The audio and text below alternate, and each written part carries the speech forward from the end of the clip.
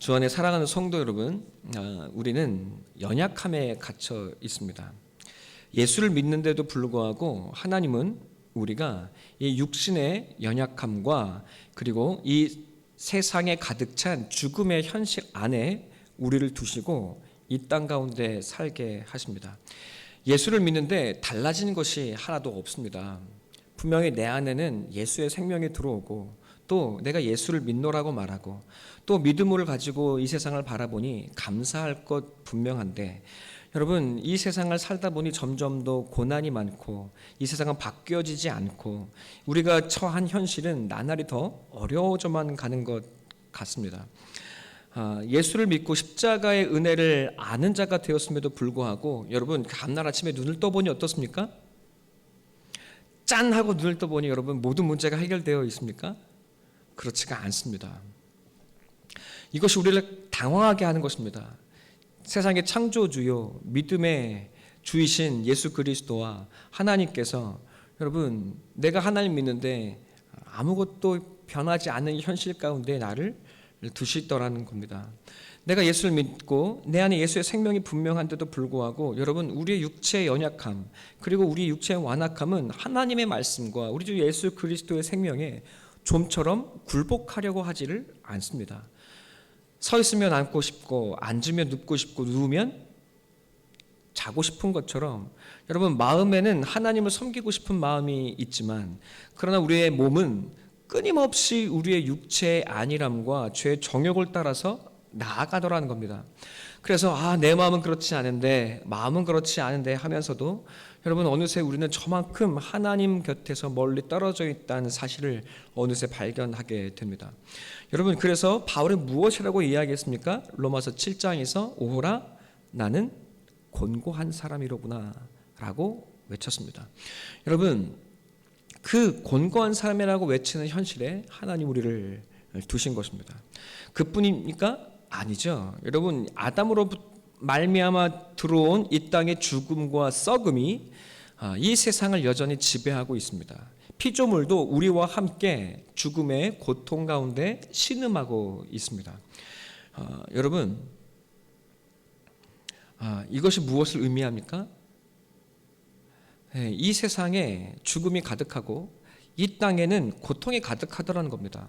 내 안에 내 육신에 연약함과 죄악과 완고함이 있는 것만이 아니라 우리가 살아가는 삶의 현실도 동일하게 고통투성이더라는 겁니다.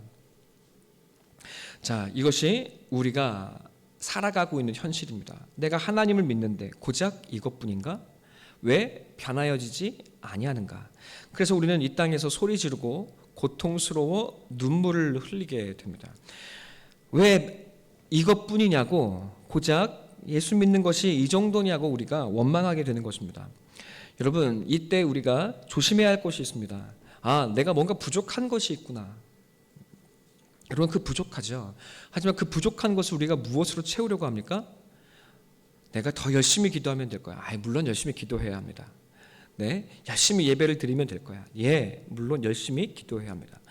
내가 말씀을 잘 지키면 될 거야. 말씀을 잘 지키면 그건 더욱 축복스럽고 좋은 일입니다.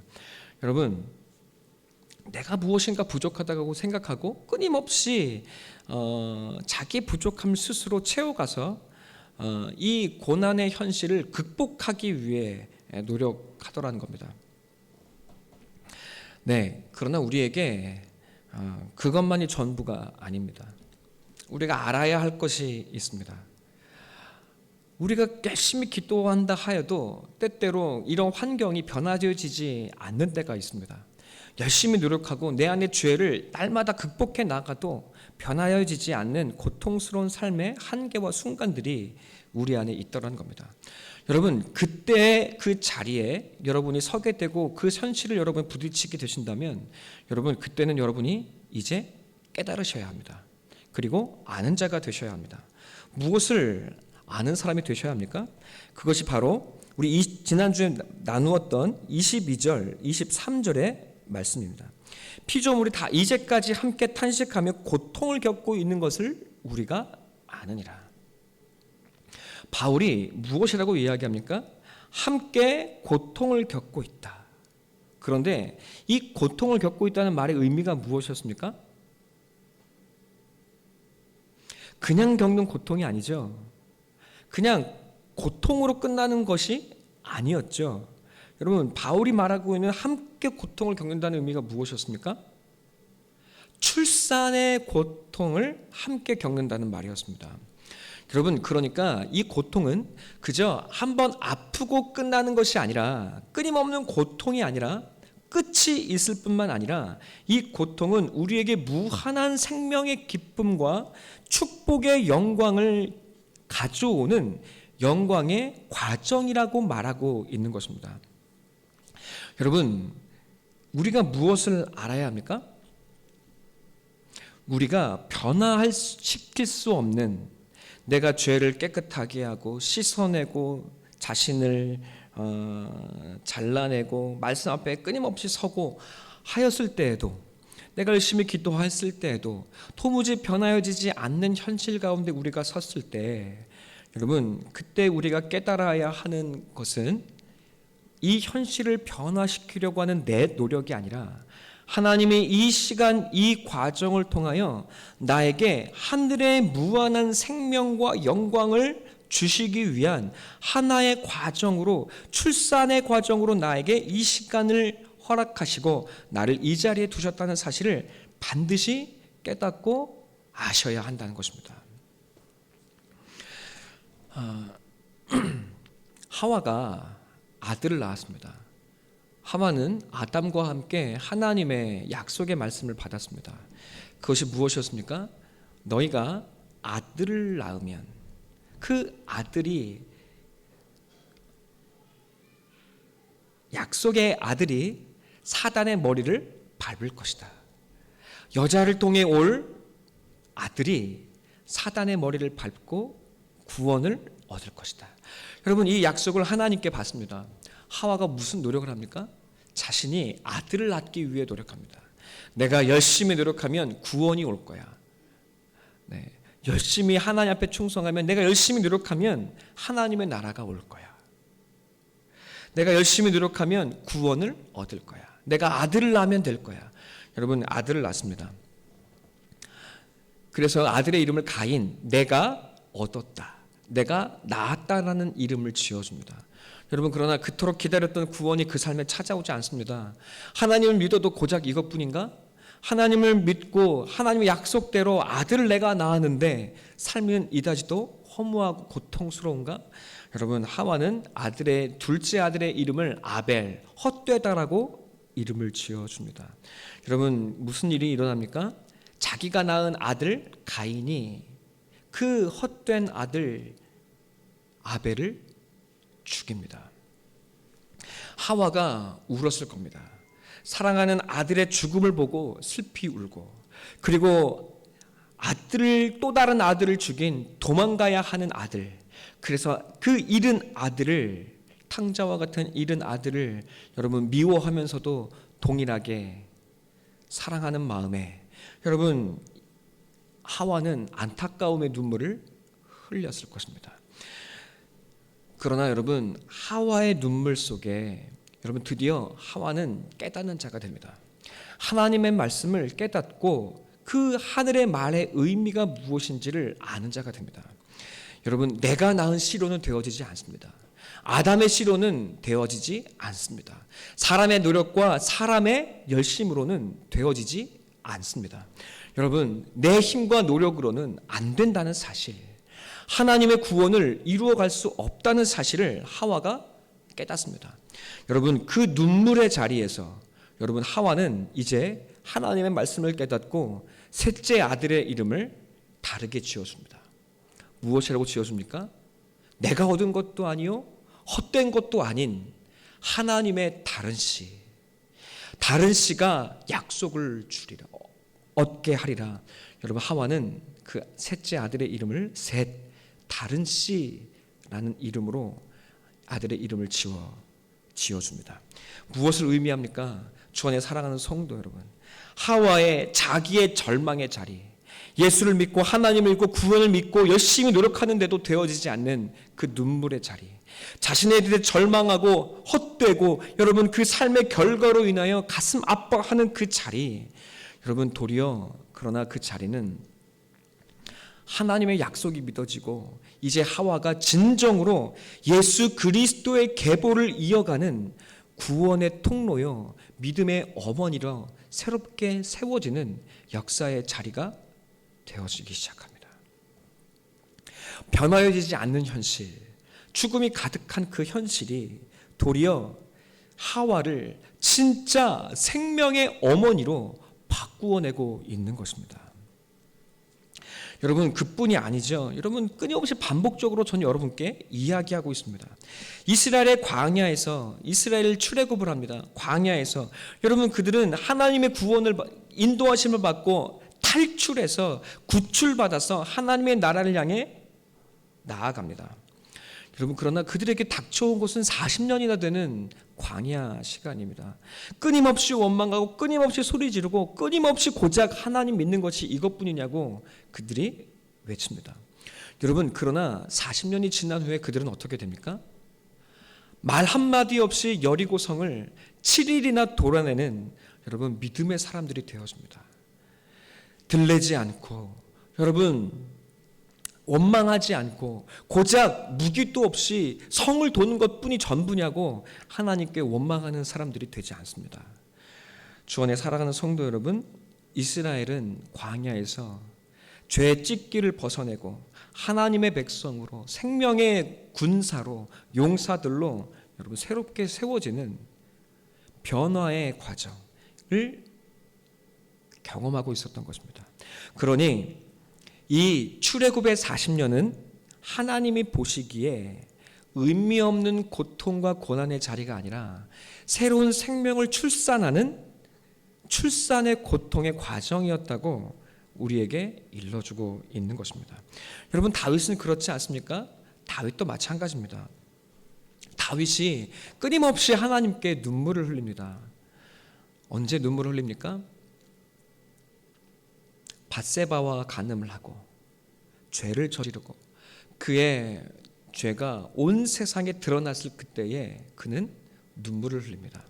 아들을 잃고 그가 하나님 앞에 자복하며 회개하고 눈물을 흘립니다. 여러분 그러나 그는 그 자리에서 그 눈물의 자리에서 진정한 하나님의 왕이라는 영광을 새롭게 얻게 됩니다. 왕은 어떠한 사람입니까? 내 마음대로 하는 사람입니다. 내 마음대로 해도 스스로 자기가 법이기에 하나님 앞에 부끄러움이 없고 여러분 자신의 법으로 자기 자신을 위해서 살아가는 사람들입니다. 자기가 법이고 자기가 능력이고 자기가 전부입니다. 그러나 왕인 다윗은 하나님 앞에 자기의 죄를 자복합니다. 자기의 법이 옳은 것이 아니라 하나님의 법 앞에 자기의 법을 굴복시키는 사람이 되어 있는 것입니다. 그것이 하나님 보시기에 합당한 왕이라고 말하고 있는 겁니다. 여러분 우리는 어떤 사람이 왕입니까? 잘못 하나 없는 사람, 실수하지 않는 사람, 완벽한 도덕군자를 우리는 원하고 요구하고 추구하는지 모릅니다. 그러나 하나님이 보시기에 합당한 사람은 옳은 사람, 잘난 사람, 실수 없는 사람, 꽤 괜찮은 사람, 여러분 자기 스스로에게 만족하는 사람이 아닙니다. 하나님 보시기에 기뻐하시는 사람은 하나님 앞에 자기를 굴복하고 내가 하나님 앞에 아무것도 아님을 깨닫고 하나님의 의로 나아가는 사람, 그 법 앞에 그 사랑 앞에 굴복할 줄 아는 사람, 여러분 그 사람이 하나님이 기뻐하는 사람입니다. 여러분 다윗이 언제 그런 사람이 됩니까?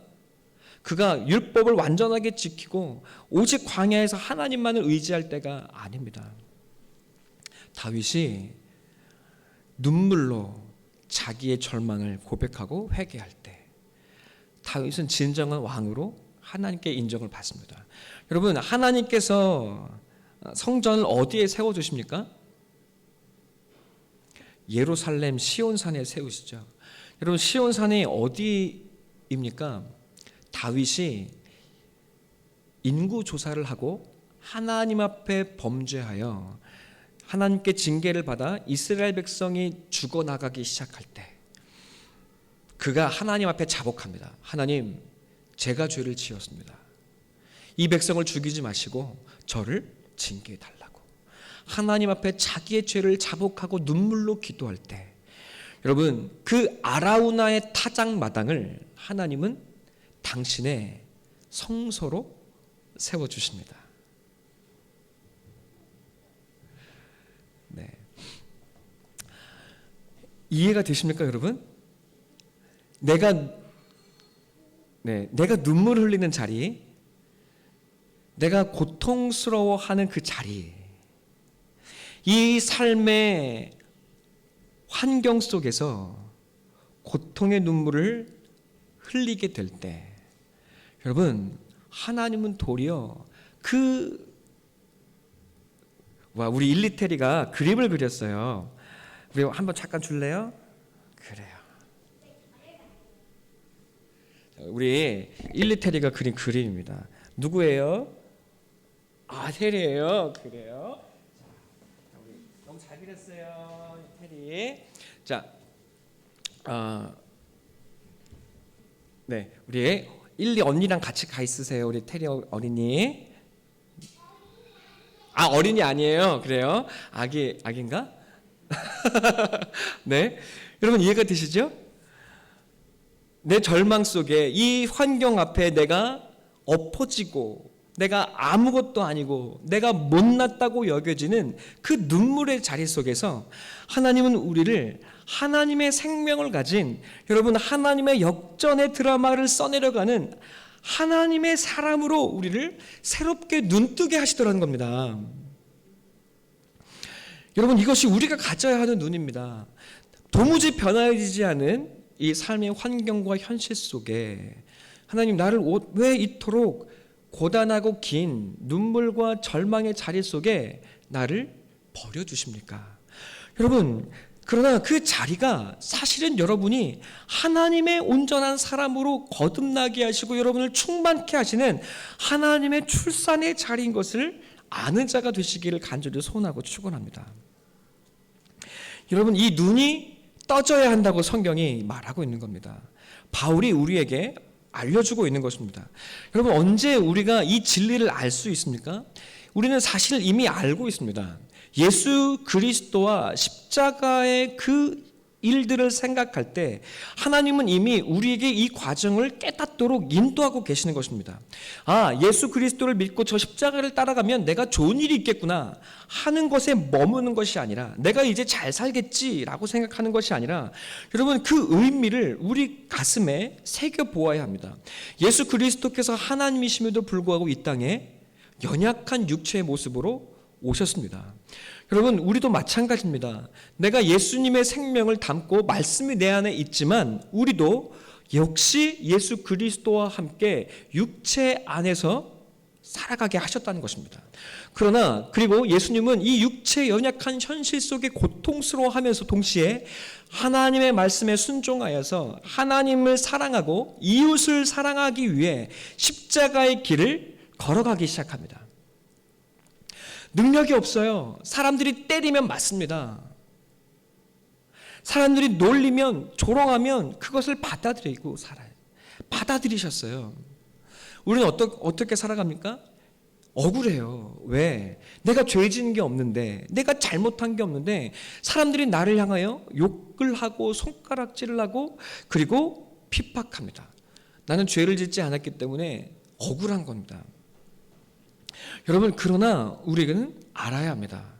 예수 그리스도께서 연약한 모습으로 무기 하나 없이 이 땅에 오셔서 그 모든 것들을 다 자기의 것으로 감당하시고 받아들입니다. 그리고 말없이 사랑으로 십자가의 길을 걸어가십니다. 여러분, 그러나 하나님은 그 십자가를 예수 그리스도께서 이 땅에 육신을 벗고 예수 그리스도, 하나님의 영광의 부활의 몸으로 새롭게 다시 태어나는 영광을 허락하시는 겁니다. 여러분, 이것이 우리도 역시 예수 그리스도와 함께 경험하고 누리게 될 인생의 믿음의 신앙의 여정이요 과정이라고 말씀하고 계시는 겁니다. 여러분, 이 땅에 내가 잘못한 게 없는데도 예수 믿는다고 핍박당하고 예수 믿는다고 손가락질을 당하고, 여러분, 넌 예수 믿으니까 더 손해를 강요하는 세상 속에 우리가 살아가고 있습니다. 여러분, 억울해할 필요가 없습니다. 교회는, 세상에서는 여러분 식당 가면 사람들 엄청 많이 모이는데 교회는 밥도 안 먹고 그저 마스크 쓰고 예배만 드리고 잠깐 오는데, 교회 가지 말라고 하는 사람, 교회 가지 말라고 교회에서 뭐 잘말 엄청 많이 했다고 하는 얘기를 많이 듣죠. 잘못한 거 맞습니다. 여러분, 그래서 모이지 말라고 이야기하고 욕을 합니다. 여러분, 변명할 필요 없습니다. 그냥 욕하면 욕을 먹으면 됩니다. 잘못한 것 없어도 니들이 잘못했다고 이야기하면 미안하다고 하면 됩니다. 여러분, 세상은 원래 성도와 십자가, 교회를 죽이게 되어 있는 겁니다. 억울해할 필요가 없습니다. 그저 우리에게 주어진 사명, 십자가를 지고 하나님의 뜻에 순종하고 이 땅의 사람들을 위해서, 여러분의 가족과 이웃을 위해서 그저 사랑으로 여러분 이 십자가를, 그리고 이 칼질과 창을 맞고 나아가시면 여러분, 그 죽음이 도리어 여러분에게 생명이 되고 하늘의 부활의 역사를 써내려가는 하나님의 영광의 드라마가 되기 시작할 것입니다. 믿어지십니까? 그 자리에서 우리는 무엇을 경험하기 시작합니까? 여러분, 내 안에 있는 생명이, 내 안에 있는 말씀이 우리의 삶의 모든 역경을 이기고 이 세상을 이기고 세상이 감당할 수 없는 사랑의 역사를 써내려가는 것을 여러분은 경험하게 될 것입니다. 그리고 여러분, 그 주인공이 되기 시작할 거예요.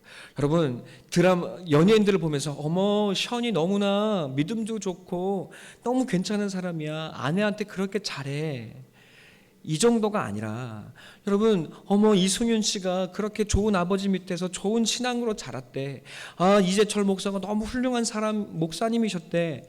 여러분, 남들의 이야기를 보며 그들의 신앙을 부러워하는 것이 아니라, 여러분, 바로 여러분이 그 삶을 살아내고 그리고 써내려가는 믿음의 사람이 되게 하시는 줄로 믿습니다. 네. 우리 고린도후서 5장 4절 함께 같이 볼까요? 고린도후서 5장 4절 함께 읽겠습니다. 고린도후서 5장 4절 함께 읽겠습니다. 시작.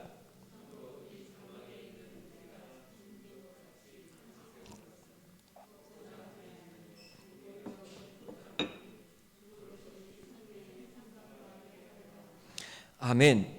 이 장막에 있는 우리, 여러분, 바울은 우리의 연약한 육체, 죄악된 몸과 육체가 장막이라고 표현합니다.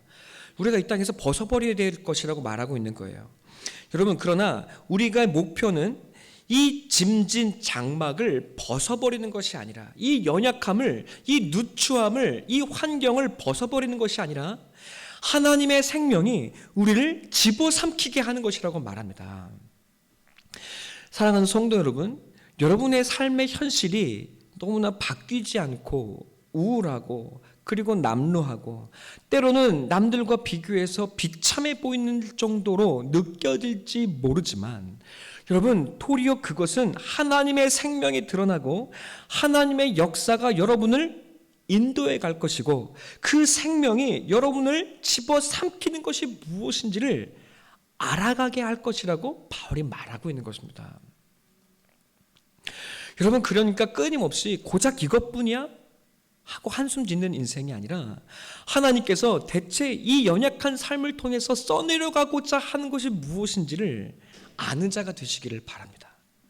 그리고 기대하십시오. 아브라함이 75세의 부르심을 받고 모세가 80세의 이스라엘 백성을 인도합니다. 내가 60이 됐어, 70이 됐어, 80이 됐어, 50이 이제 넘었어, 여러분 이제 몸이 골골하고 별 볼 일이 없어 라고 좌절하고 낭망하지 마시고, 여러분 진짜 인생이 무엇인지, 여러분 진짜 믿음이 무엇인지, 진정한 삶의 소망이 무엇인지를 여러분의 삶을 통해 증거하시고 드러내어서 여러분의 믿음의 여러분의 자손들에게 진짜 믿음의 반석 위에 세워질 수 있는, 여러분 믿음의 명문가를 이루어 가시는 믿음의 반석을 재산으로 물려주시는 믿음의 사람들이 되시기를 간절히 소원하고 축원합니다. 여러분, 나이 들었다고 교회 오셔서 여러분 어깨 이게 숙이시고 여러분 조용히 왔다 가지 마시고 여러분, 여러분의 그 삶 속에서 진짜 하나님을 사랑하고 성도를 사랑하고 겸손히 섬기는 그 모습을 통해서 저것이 인생을 살아가는 성도의 영광이라는 것을 여러분 젊은 사람들이 보고 배울 수 있도록 여러분 그렇게 믿음의 삶을 살아내시기를 축원하고 부탁드립니다. 여러분, 우리 말씀을 읽고 있습니다. 말씀을 잘 따라와 주시고 함께 읽어주셔서 너무나 감사합니다. 여러분, 그런 말씀에 읽는 과정들, 그렇게 그 작은 삶 속에서 말씀을 읽고 기도하는 그 작은 순종들이 여러분의 삶을 위대하게 만들어가고 있다는 사실을 꼭 기억하시기를 바랍니다. 여러분, 그러니 우리가 해야 할 것이 무엇입니까? 성도가 해야 할 것은 그러니 이것을 아는 자가 되었다면 끊임없이 원망하고 한숨 짓는, 그래서 인생을 40년이라는 시간을 이스라엘 사람들처럼 그 허비하는 자들이 아니라 기쁨으로 우리에게 주어진 삶을 하나님과 함께 살아내시는 사랑 성도들이 되시기를 축원하고 기도합니다. 여러분, 믿어야 합니다. 하나님이 일하고 계십니다. 연약한 나의 삶과 모습이 도리어 하나님이 일하시는 통로가 될 것이라고 말합니다. 여러분, 이건희 회장과 그 아들을 부러워하지 마십시오. 나이가 들었는데 그들은 참 부유하게 사는데 나이가 들어서 이거의 고장 무엇인가 절망하고 여러분 낙담하지 마십시오. 여러분, 그것은 영광이 아닙니다. 돈 많이 가진 사람이 돈 좀 쓰는 것은 영광이 아닙니다. 하나님은 기억하십니다. 과부가 자신의 2 렙돈을 드린 것을 주님은 아셨습니다. 부자는 자기가 드린 것의 일부를 드렸지만 이 과부는 자기가 가진 모든 것을 나에게 바쳤다. 여러분, 무엇이 영광입니까? 하나님께서 보시기에 무엇이 아름답고 귀한 것입니까? 과부의 그 작은 마음, 큰 헌신입니다. 여러분, 믿으셔야 합니다. 하나님께서 나의 연약함과 나의 못남으로 만들어 가시는 것이 있습니다. 우리는 소리 지릅니다. 이스라엘 백성들처럼 이게 뭐냐고, 고작 이것뿐이냐고 우리는 소리 지릅니다. 여러분, 그 자리에서 왜 나는 잘못한 것이 없는데 왜 사람들이 나를 공격하고 왜 나를 사람들이 괴롭히고 왜 나를 이렇게 못 살겠구냐고 우리는 원망하고 따집니다. 여러분, 그럴수록 우리는 못난 사람만 됩니다. 왜 피해받아서 억울한 것밖에 되어지지를 않습니다. 욥도 그랬습니다. 욥이 스스로의 모습에 만족했어요. 열심히 예배하고 열심히 기도하고 열심히 율법을 지켜서 여러분 하나님이 보시기에 자랑할 만하고 흠이 없는 사람이었습니다. 그는 정말 잘못한 게 하나도 없어요. 그런데 하나님은 잘못한 것이 없는 욥을 고난의 불구덩이 가운데 던지십니다. 아들이 딸이 다 죽고 아내는 떠나고 여러분 가진 모든 것을 다 잃어버리고 여러분 온몸이 다 썩고 망가져서 기와장으로 자기 몸을 긁고 있어요. 개들이 와서 자기의 몸에 헌대를 했습니다. 여러분, 난 정말 잘못한 게 없어요. 그러니 욥은 소리 지르고 있는 겁니다. 하나님, 차라리 죽여주십시오. 하나님을 욕할 수는 없고 하나님 그냥 나를 죽여달라고, 내가 잘못한 게 뭐 있냐고 욥이 원망하고 소리 지르고 있는 것입니다.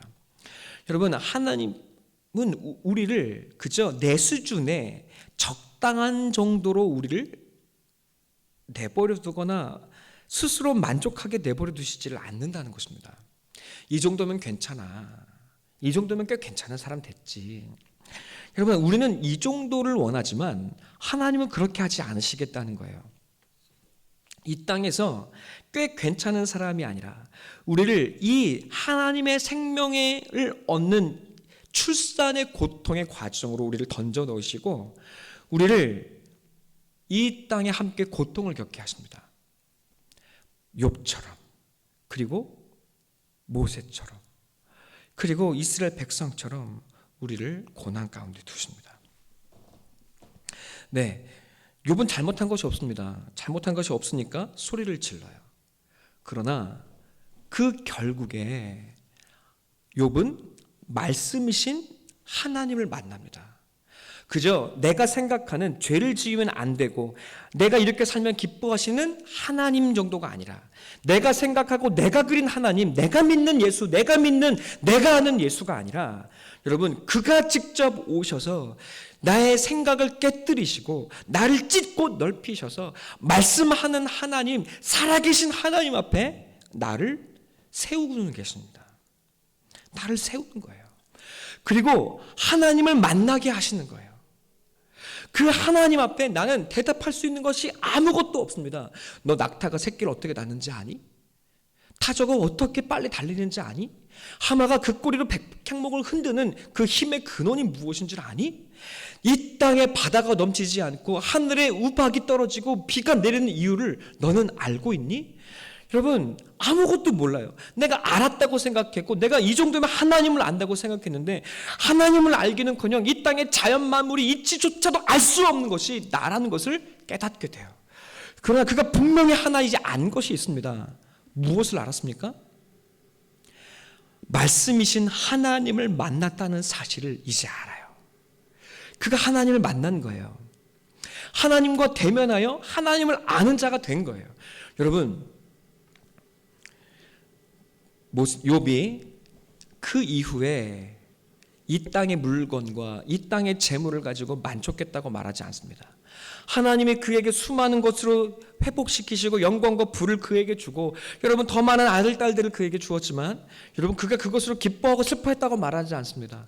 여러분 욥은 하나님의 생명을 얻고 이 땅의 그 어떤 것도 흔들 수 없는 견고한 사람이 되어진 것입니다. 이것이 하나님께서 여러분을 만들어 가시고자 하는 과정입니다. 이것이 성도에 원하시는 하나님의 축복입니다. 내가 아는 정도, 내가 느끼는 정도, 내 수준을 넘어서서 하나님 그분 앞에 서고 하나님의 생명으로 살아가는 사람. 여러분 이것이 우리의 삶을 통해서 하나님께서 우리에게 허락하시는 역사인 것입니다.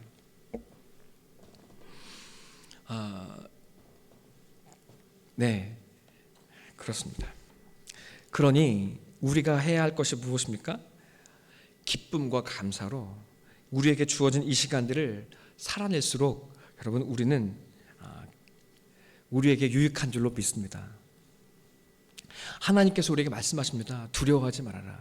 너의 고난과 너의 역경과 너의 눈물은 그저 이 땅의 고통으로 끝나지 않을 거라고 말씀하십니다. 내가 너의 눈물을 통해서 나의 성전을 쌓을 것이고 내가 너를 통해서 예수 그리스도의 그 눈물을 통해서 생명을 허락할 것이고 너의 그 자리는 나의 부활과 영광의 자리가 될 것이라고 말씀하고 계십니다. 여러분 성도는 그래서 눈물 속에서도 하늘의 소망을 갖는 사람들이요 절망 가운데서도 하나님께서 일으켜 세우시는 기쁨이 무엇인지를 아는 사람인 줄로 믿습니다. 주 안에 사랑하는 성도 여러분, 이것이 성도의 실력인 줄로 믿습니다. 네, 이제까지 여러분 우리는 무엇으로 신앙을 드러내고 자랑스러워했습니까? 방언을 뜨겁게 기도하고 통변의 은사가 있으면 야, 저 사람 대단하다 생각했습니다. 여러분 주일 성수를 잘하면 그래 믿음 좋은 사람이구나 생각했습니다. 직장에 나아가서 신우회 활동을 하고 여러분 신우회에서 직분을 맡고 있으면 기도 열심히 좀 한다고 소리 들으면 내가 꽤 괜찮은 신앙인으로 살고 있구나 라고 생각했습니다. 여러분 외형적인 자기의 신앙을 드러낼 법한 것들로 우리는 난리법석을 피웁니다. 내가 이만큼 기도하는 사람이야. 재작년인가요? 사랑교회 우리 교회에 새벽기도 갑자기 와서 하시겠다고 하시면서 혼자 열심히 기도하신 분이 있죠. 있었습니다. 여러분 반가웠죠. 하지만 제가 말씀을 여러 번 권면을 했으나 말씀이 없이 기도합니다. 자기 뜨거움으로 기도하고 자기 열심으로 신앙생활을 해요. 그러나 주변 사람이 괴로워해요. 이야기를 들어보면 남편이 아내 때문에 못 살아요. 자식들이 엄마처럼 예수 믿으면 교회 안 다니겠다고 선포를 했어요. 여러분 이게 뭡니까? 이게 뭔가요? 우리는 내가 믿는 이 신앙의 기준과 지표를 이렇게 보이는 것들로 치장하고 살아가더라는 거예요. 이 정도면 믿음이 있지. 내가 11조 하면, 내가 감사헌금 좀 하면, 내가 이 정도 했으니 내가 그래도 신앙이 좀 있지. 여러분, 그러나 코로나가 닥쳐오니까 이 모든 신앙의 지표들이 다 무너져 버렸습니다. 목사님들마다 걱정이 태산이에요. 목사님들마다 할 수 있는 것이 없대요. 교회 나오는 애들이 없어요. 적습니다. 교회 나오고 안 나오고도 문제가 아니에요. 그러나 그토록 목사들이 놀라는 거예요. 뜨겁게 기도하고 주일 성수하고 그것이 자랑이었다고 말했던 그 사람들이 여러분 이제 교회 안 나온 것이 미덕이 되니 여러분 그 모든 기준들이 다 무너지더라는 겁니다. 주 안에 사랑하는 성도 여러분, 내 믿음이 드러날 수 있는 진정한 실력이 무엇입니까? 뜨거운 기도, 주일 성수, 11조, 신우회, 외형적인 모든 기준, 여러분 이건 기본입니다. 하지 말라는 얘기가 아니라, 필요 없다는 얘기가 아니라 이것들은 신앙의 삶에서 그저 기본이에요. 기본. 당연히 해야 하고 하나님께 감사의 마음으로 올려드려야 할 것입니다. 여러분, 그러나 진짜 신앙이 드러나는, 진정한 신앙이 드러나는, 실력이 드러나는, 신앙의 실력이 드러나는 그 자리가 어디입니까? 여러분, 바로 여러분이 살아가는 그 삶의 자리, 고난과 눈물의 자리가 하나님의 역전의 자리가 될 것을 믿고 기다릴 줄 아는 마음. 여러분, 그것이 진정한 신앙의 실력입니다. 하나님이 나의 이 눈물의 자리를 주님의 생명으로 바꾸어 주실 거야. 내가 지금 회사에서 사람들한테 억울하게 공격당하고 억울하게 누명을 쓰고 억울하게 일을 더 많이 하고 억울한 대우를 받고 있지만 내가 여기서 억울하다고 소리 지르고 원망하는 것이 아니라 내가 예수 그리스도와 함께 십자가에 죽고 내가 예수 그리스도의 고난을 함께 살아가는 과정이라고 나는 믿어. 그저 남들이 뭐라고 하는 것에 신경 쓰지 않고 나는 내 믿음의 삶을 살아낼 거야 하고 주님과 함께 묵묵히 그 삶의 길을 걸어가기 시작할 때 여러분 그 눈물의 자리가 도리어 하나님의 영광을 드러내고 하나님의 생명이 여러분을 삼키게 되는 역전의 자리가 될 것이라고 하나님이 말씀하고 계신 줄로 믿습니다. 여러분 그것이 진짜 신앙의 실력인 줄로 믿습니다. 서기관과 바리새인들이 어떻게 했어요? 그들이 틀린 말을 하는 게 하나도 없어요. 주일 성수를 잘해라, 기도를 잘해라, 거룩해라, 그리고 죄짓지 말아라, 여러분 하나님께 헌신해라. 서기관과 바리새인들이 여러분 율법을 잘 지키기 위해서 열심히 노력합니다. 여러분 주님이 그것이 잘못됐다고 말한 적이 없습니다. 그러나 그것이 신앙의 전부가 아닙니다. 그것은 영광이 아니라 그저 신앙의 기본입니다. 예수님께서 서기관과 바리새인들에게 보여주신 것이 무엇입니까? 그 겉으로 보이는 기준들, 율법들을 잘 지켜서 그 안에 거하는 자가 되는 것이 아니라 예수 그리스도와 함께 고난을 받고 예수 그리스도의 십자가를 지고 나아가는 여러분 그래서 이 땅에서 때때로 억울한 십자가의 고난과 억울하고 고통스러운 그 인생의 고난을 받아들일 때 여러분 도리어 그 자리에서 이 세상에 애초에 자연적으로 얻고 태어난 내 아담의 생명, 내 육체의 본성을 벗고 일어나 예수 그리스도의 생명을 낳고 출산하고 삼켜지는 하늘의 백성이 되어질 것이라고 말하고 있는 겁니다. 신앙의 실력은 여러분 기본을 지키는 것을 넘어서 이 하늘의 역사를 몸으로 삶으로 드러내는 사람이 되어지는 것인 줄로 믿습니다. 그리고 하나님은 지금 여러분을 그 역전의 주인공으로 부르고 계신 줄로 믿습니다. 제가 사랑 성도 한 사람 한 사람을 보면 우리 사랑하는 성도님들의 삶에 고난이 없는 분이 없어요. 모두 역경이 있고 눈물의 삶을 지나오셨습니다. 그리고 그 과정 속에 지금도 끝나지 않은 고난에 눈물 흘리고 계십니다. 여러분, 그러나 이 모든 시간들이 여러분 안에 여러분의 육체 껍질을 깨고 예수 그리스도의 생명과 오직 하나님을 의지하여 하나님의 이야기를 써내려가기를 원하시는 하나님의 출산의 여정이란 사실을 믿고 여러분 도리어 기쁨과 감사로 이 시간들을 살아내시는 믿음의 사람들이 다 되시기를 간절히 소망하고 축원합니다. 여러분 기뻐하십시오. 소망을 가지십시오. 그리고 기다리십시오. 내가 원하는 것을 얻기 위해 무언가 열심히 노력하려고 하는 것이 아니라 이 삶의 자리를 주님과 함께 이겨내는 우리 사랑 성도들 다 되시기를 축원하고 기도합니다. 여러분의 삶에 찾아온 모든 고난을 통해서 하나님은 역사하고 계신 줄로 믿습니다.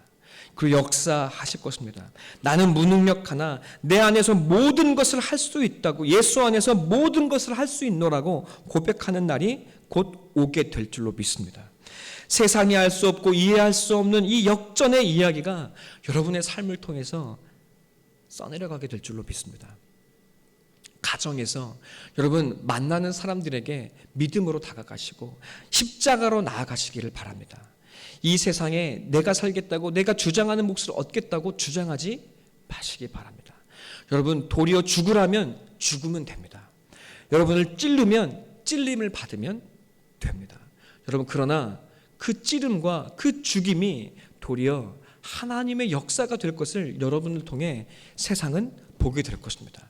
그 억울한 십자가의 길이 여러분을 통해서 하나님은 하늘의 능력과 생명을 보이시는 영광의 길이 될 것입니다. 여러분 소망하십시오. 이것이 하나님 나라의 역사이고 능력이고 하나님 나라의 법칙입니다. 억울함을 얻겠다고 이 세상의 법으로 상대하는 사람이 아니라 점점 더 예수 그리스도의 말씀과 능력으로 대응하고 그 말씀에 순종하여 십자가의 부활의 능력을 보여주는 우리 사랑 성도가 다 되시기를 축원하고 기도합니다.